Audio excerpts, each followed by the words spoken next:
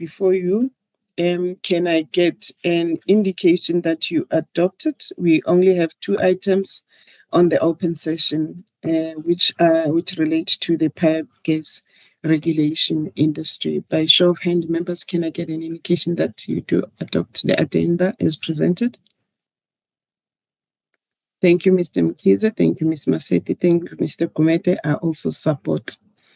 Thank you. We will then proceed with the first item that is on our agenda for the open session, and that item is for noting it's Sasol Gas Pty Limited's full year regulatory financial reporting for the period 1 July 2022 to the 30th of June 2023. Mr. Mkhize, your hand is up. Is it a lingering hand?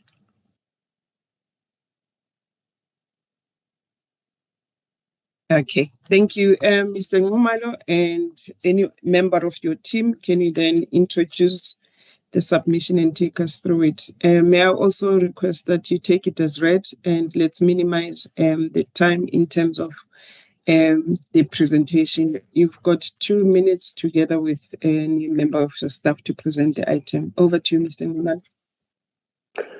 Thank you, Chairperson. Our in-house regulatory specialist, Mr. Meluso Ngoveni, is going to take us through the regulatory reporting manual reports. And as you indicated, these are for the period for July 2022 to 30 June 2023.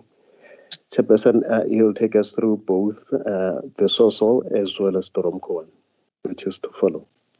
Okay, thank you. Over to you, Mr. Ngubeni. Thank you, Chair. Good morning, Chair and members. I would like to take the submission as read and just to highlight the key areas of concern or interest. Chair, the submission was submitted on the 9th of December by PwC, where they submitted the Sasol Gases audit report and RFRs. The audited RFRs were prepared in accordance with the RRMs and NESA's approved CAM. On table 2, Chair, on page 5, the analysis of the volumes are shown in the table, Chair, and the volumes have increased in financial year 23 compared to financial year 22. And then the increased, Chair, can be attributable to the gradual economic recovery of Sasol Gases customers post the COVID-19 pandemic, Chair. On table 5, Chair, on page 6, it compares the audited actuals against the estimates based on the approved tariff application for Sasol Gas for FY 22-23. The comparison, Chair, shows that there is a preliminary clawback as indicated there, Chair, on page 7 in paragraph 5.19. And that clawback, Chair, can be attributed to a lower REB and higher tax expenses incurred in the current financial period. Chair, Sasol has increased its contribution to rehabilitation reserves as indicated in table 6 on page 8. And on table 11 on page 12, Chair, it shows an increase in the regulated asset-based costs for the transmission tariff activity specifically. And that the reason behind that, Chair, is that there's been an increase in costs for the mains, measuring and regulation equipment and plant under construction. Chair, the comment was raised by the FTRM, primarily responsible for gas, regarding the increase in costs as a result of gas leaks, as evidenced in a gas interruption report that was undertaken by the GRC department. In responding to the comment by the FTRM, we have indicated that we, as the GPTT department, will investigate the concerns raised regarding the increase in costs due to gas leakages, and as well as the concerns around the use of the OPEX budget for CAPEX-related activities, and report about these matters in the next RFR report for Sasol. On page 15, Chair, on table 14, It indicates that Sasol Gas has increased its maintenance expenditure for FY 23 compared to FY 22. The overall financial performance and position of Sasol Gas Chair reflects a business that is profitable and that is financially sustainable. This is supported by the sustainable profit margins and the debt-free funding structure of Sasol Gas. The recommendations, Chair, are on paragraph 14 on page 25. Thank you, Chair. Thank you very much, Mr. Ngubeni. Members, the submission is before you. Are there any questions, issues of clarity or points of enhancements for the team? If there are, please, I'll raise them. I'll recognize you by raising your hand.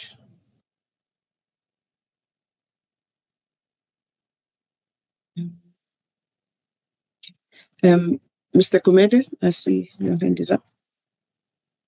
Chairperson, thank you. I just have one question of clarity, paragraph 5.38. Well, at least that's where I flagged the question. I'm struggling with this increasing RAB with time.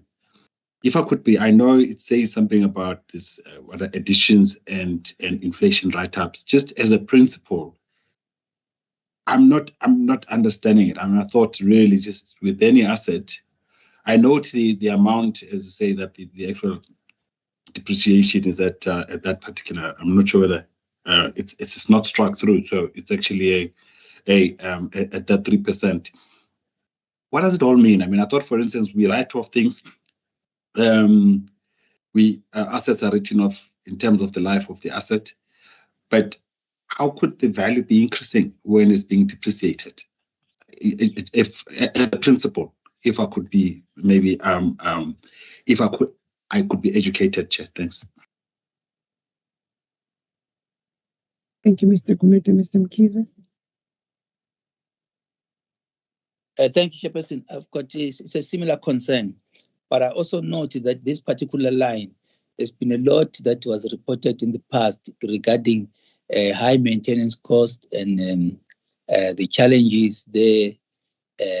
So I just want to get to understand if those issues on the SWM line has actually been dealt with, and why this increase in the RAP? I don't want to repeat what my colleague has just said, but I just would like to get clarification around that, whether there are also permanent solutions to the problems that were besetting this line. Thank you. Thank you. Mr. Numalo, Mr. Ngubeni, over to you. Thank you, Chair. In responding to the comments regarding the increase in the RAB, Chair, the principle that we're using in our tariff guidelines, Chair, is that when the RAB is initially recognized, that RAB needs to be trended, and that RAB we normally trended by inflation. So so that the RAB reflects the current actual cost to replace any equipment that needs to be replaced by the licensee. So in order to reflect the costs of the cost, the relevant costs currently, we need to trend the RAB. So if it was a RAB that was created, for instance, 2 years ago, we need to trend that RAB till the present day, so that we kind of reflect the true costs that RAB has. So that is the whole background regarding the increasing the RAB by trending the RAB by inflation. So normally in our report, we're trying to indicate to members that RAB increases are twofold. They could be inflation related, or they could be actual additions due to a capex incurred for those assets. So, but in this instance, Chair, from our analysis on table 3 on paragraph 5.3, we can see that the major increase or the major attributor to the increase in REB is actually inflation related rather than actual capex related cost increase for that specific line, which is for paragraph 5.38 is actually the Gauteng pipeline. So it is a NESA methodology where and I mean it's a principle that we normally apply to say that the REB needs to be adjusted by inflation or trended until the current day to reflect the true cost of the REB. And then normally in our tables we try to then break down the analysis to show how much of it is attributed to inflation write-up and how much of it is actually attributed to the actual capex expenditure on a specific transmission line. I think, Chair, in terms of the comments raised by Mr. Mkhize regarding the SWM line, seconded Witbank Middlebank line, there is still actually under expenditure there in terms of the maintenance on that pipeline, and we are still finding that the volumes are low on the SWM pipeline, and then therefore that also then leads to the issue regarding the higher tariff on the SWM line compared to the pipelines that lead to Durban and the Gauteng pipeline. I think, Chair, I've tried to answer all the questions that are raised. Thank you, Chair.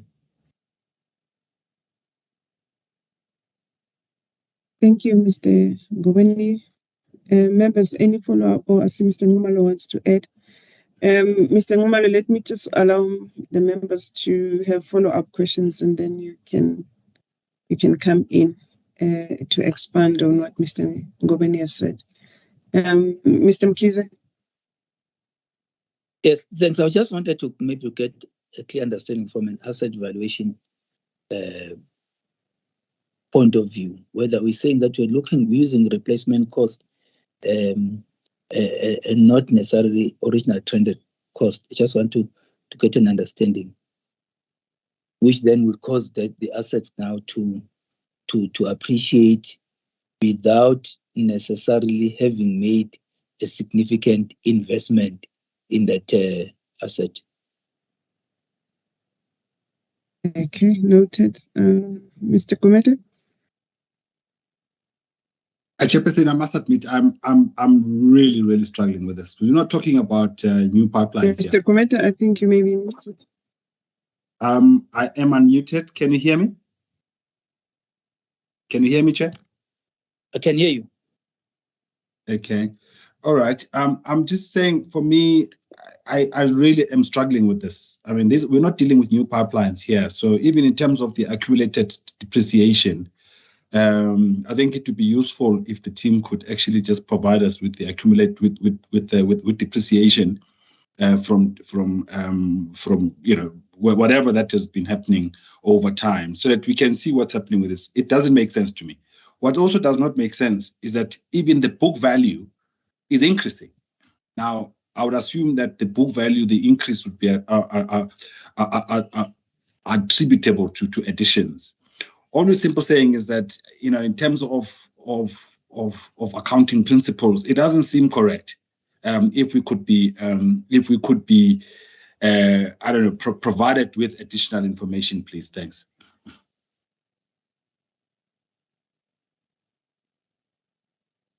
I think we were struggling a bit to hear you, Mr. Kumete, but I think in terms of what you were saying, or maybe I was, you're requesting the team to really provide a depreciation of assets over time, over and above what's provided in the submission. Am I correct?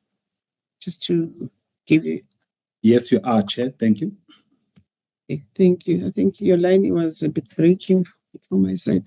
I saw hands. Maybe let me allow Mr. Ngumale to come in, and then Lucy, you'll come in and respond to members' follow-up questions.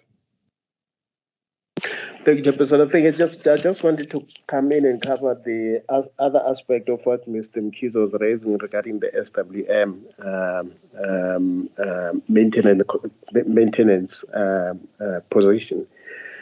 There will be a separate report, and the licensing department is actually working together with the pricing department, working on that report. So there will be a separate report that basically specifically focuses on the maintenance costs or maintenance philosophy in as far as this facilities is concerned. So it will go to the PGS first, but it will also then be brought to the REC for noting. I think that will then share some information, Mr. Mkhize, with regard to the status of maintenance costs with regard to SWM and some of the concerns that have been raised in the past with regard to just the expenses associated with that particular infrastructure. So do expect members that report to go to the PGS as well as the REC for noting. Thanks. And Chairperson, on Mr. Kumete's issue, I think we will enhance the submission and provide the other information with regard to what has just been requested earlier on. Okay, I see Mr. Njezula's hand is up. Do you want to assist Mr. Ngobeni so that we can proceed with the matter? Mr. Njezula? Yes, Chair. I hope I'm audible. I just wanted to probably clarify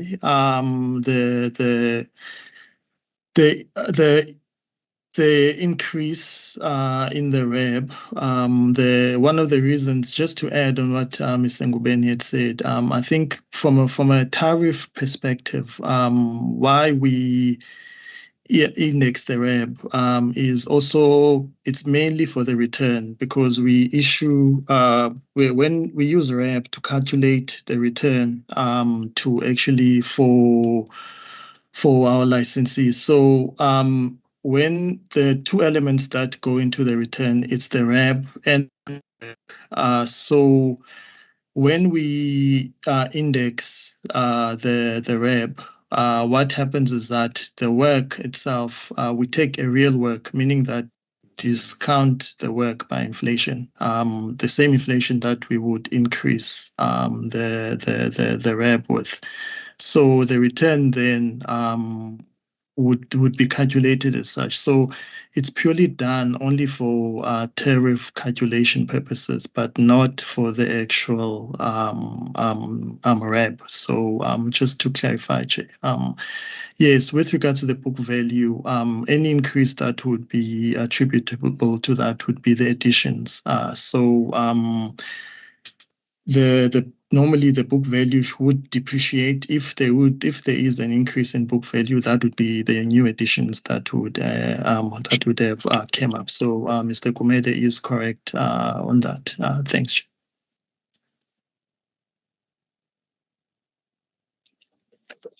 Thank you, Mr. Njezula. Mr. Ngobeni, any addition from your side? No additions from my side, Chair. Mr. Ngumale and Mr. Njezula have covered me on that one. Thank you. Thank you. Ms. Mahlangu, Poppy, can you mute yourself? Thank you. Members, any follow-ups from your side? If not, I think we'll expect the guest team to really cover the issues that members have raised in more detail in the submission that is going to be submitted to the PGS, as Mr. Ngumale had indicated. However, we will move on to the recommendation of noting the RFRs for SASOL with those issues raised by members, which needs to be covered in the next submission that is going to be following up in relation to this particular licensee. Members, by a show of hand, can I get an indication that you are willing to note the submission and as well as the points that have been raised with the team to say that they must go and elaborate on those points for your consideration in the next submission that is going to be presented to the PJS. By show of hand, members, can I see if you do support the noting? Thank you, Mr. Mkhize. Thank you, Mr. Kumete. I do support as well. Thank you, Ms. Masiti. Thank you. Mr. Ngubeni, the submission is noted, and please enhance it accordingly. I was told the next item as well, which is the ROMCO RFRs for 1 July 2022 to 30 June 2023. It's your submission. If you could proceed and present that to the committee. Thank you. Thank you, Chair. The purpose of this submission is for the REC to note ROMCO's full year audited RFRs for the financial period ended 30 June 2023. On table 1, Chair, on page 5, it compares the volumes transported in FY23 with FY22. The increase in the volumes is as a result of the shipper Kwande and Sasol increasing their transportation of gas in line with their contracted capacity, Chair. Paragraph 4.2 then provides a breakdown of the GTA3 capacity that was initially underutilized, Chair. On table 3 on page 6, it shows that the revenues that have increased, Chair, in the current period compared to FY22, and then this increased, Chair, as a result of the higher volumes that were transported in FY23, and then also the higher NASA approved transmission tariffs for FY23. On table 4 on page 7, Chair, it provides a breakdown of the RAB components, and it illustrates that the components that have contributed to the increase in RAB. And the major components that have increased, Chair, are due to asset under construction, compressor equipment, mains, and then work done on the pressure protection station equipment.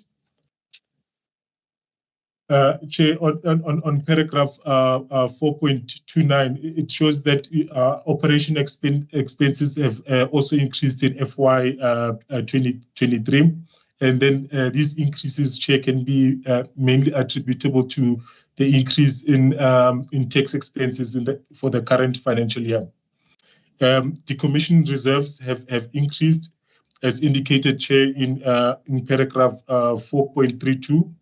Tables 5, 6, and 7 indicate that Chair, ROMCO will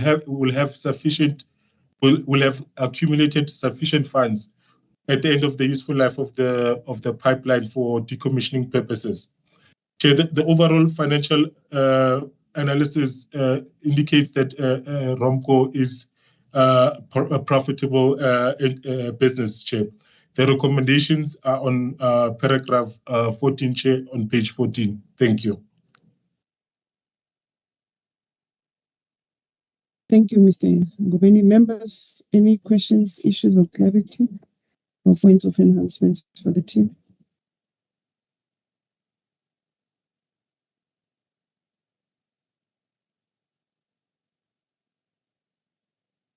I don't see any hand, and I do not have any issues from my side. On that note, members, can we consider the recommendations, which is to note ROMCO's RFRs for the period 1 July 2022 to 30 June 2023, which are submitted in line with the RRM's volume 1, and they are attached as an annexure to the submission.